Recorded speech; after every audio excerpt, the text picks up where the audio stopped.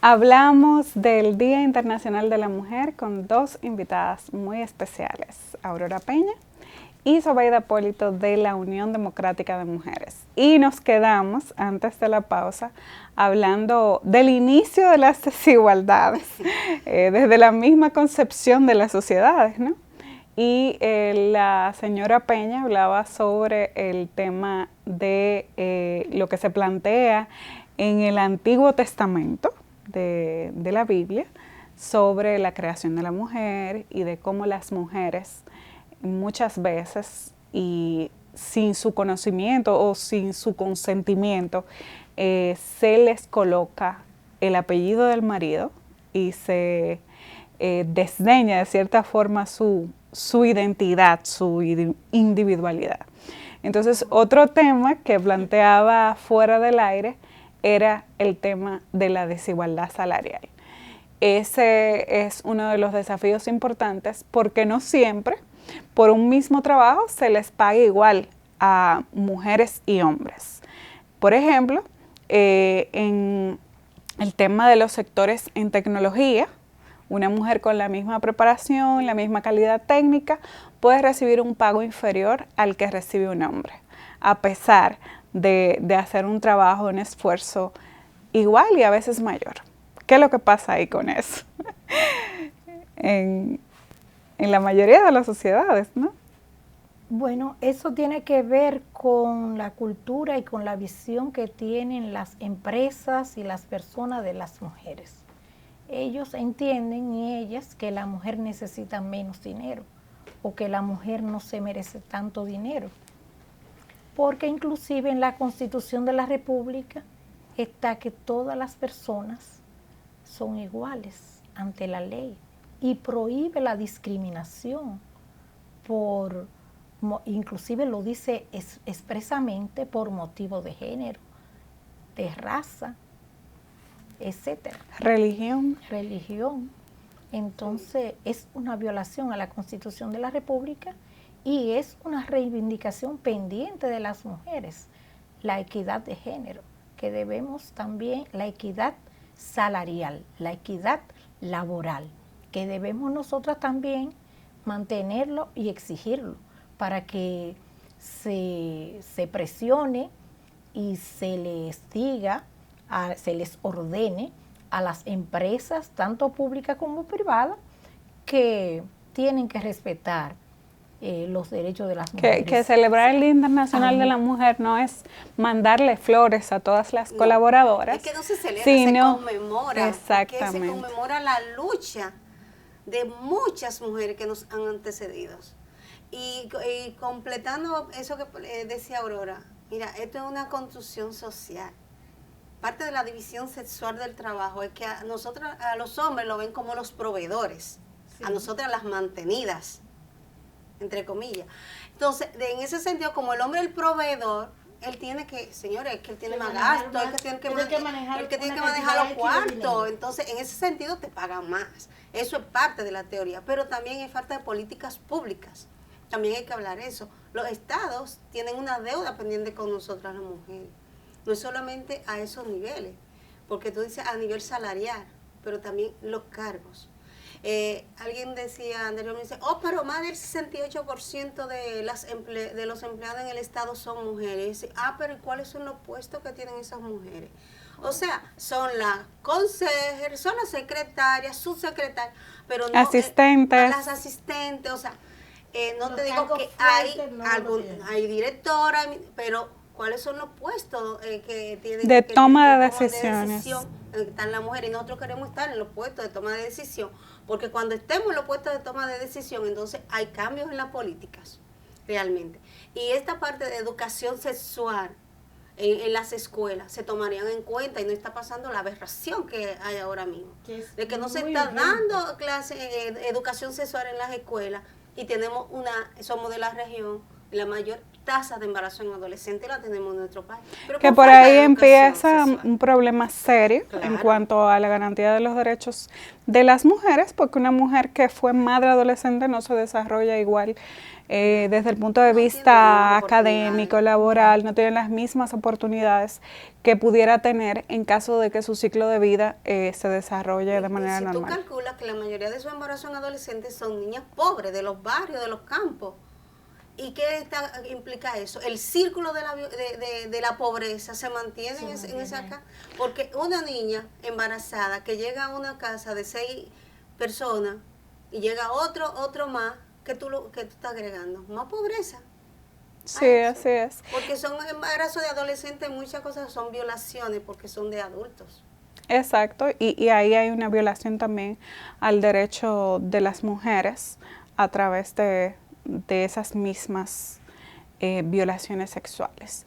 Y bueno, el panorama pinta difícil todavía porque los problemas, las problemáticas que hay son como muy culturales, muy de lo interno de la misma sociedad, ¿no? Entonces, ¿cuáles han sido los triunfos a lo largo de estos años? ¿Qué hemos logrado las mujeres a lo largo de todo el siglo XX y lo que llevamos del siglo XXI? Sí, porque tampoco ¿Cuáles son las luces? No, ¿verdad? Porque yo quería no dejar de mencionar la situación de los feminicidios que hay en este país, que es parte del problema cultural y de la educación, todo eso.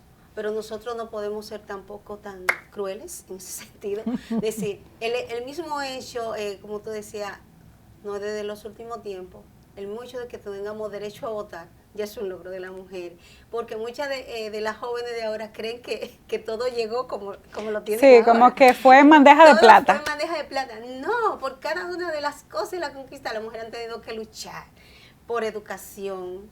Y yo creo que el mismo hecho de que... Y los hombres se beneficiaron también, Claro porque el que tema sí. de la jornada de las 8 horas también fue una lucha Una de las lucha mujeres de las obreras. mujeres. Y parte de lo que estamos hoy conmemorando esa lucha de las mujeres, un 8 de marzo, fue por la demanda de la rebaja de las horas de trabajo de las mujeres.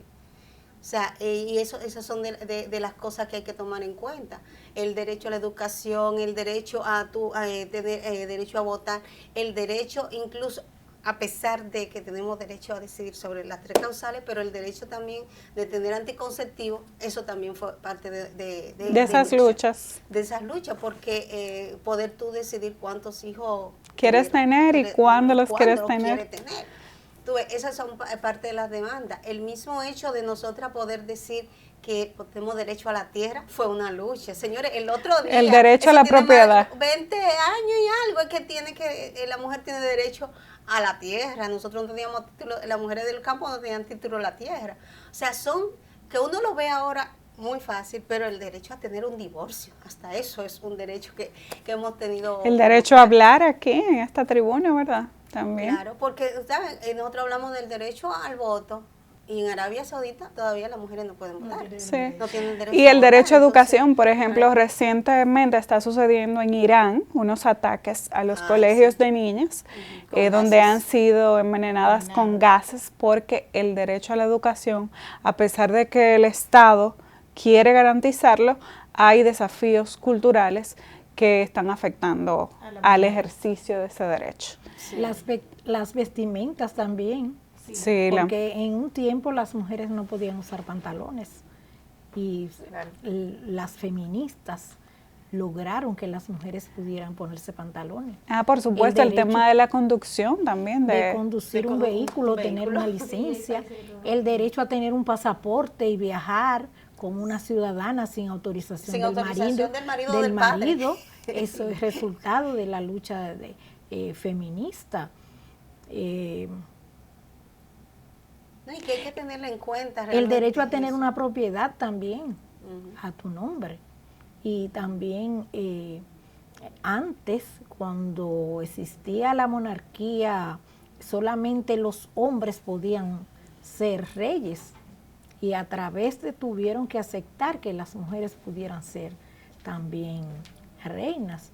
Y otros países también, en otros países, muy pocas mujeres eran primeras ministras. Y a través de la presión del feminismo también fue posible que hubiera... ¿Y qué tan cerca estamos de que aquí tengamos una presidenta?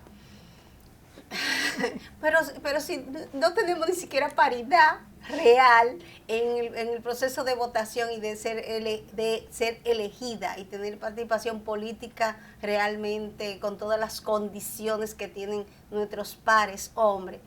Pero yo creo que estamos en el camino. Entonces hay que exigir que los seguir. Recursos que usan los partidos, que se transparenten, sean igualitarios, en qué lo gastan, y que a las mujeres se le den el 50%, no el 30 ni el 40, no, el 50%. Como dice un político que yo estaba mirando hoy, dice él que las mujeres son el 50% del mundo. Y le agrego yo, y la madre de la otra mitad. Entonces, a nosotros nos corresponde el 50%. Más uno. De todo. Y nosotros somos más del 50% de las votantes en este país. Exacto. Y nosotros somos el 50%, somos participantes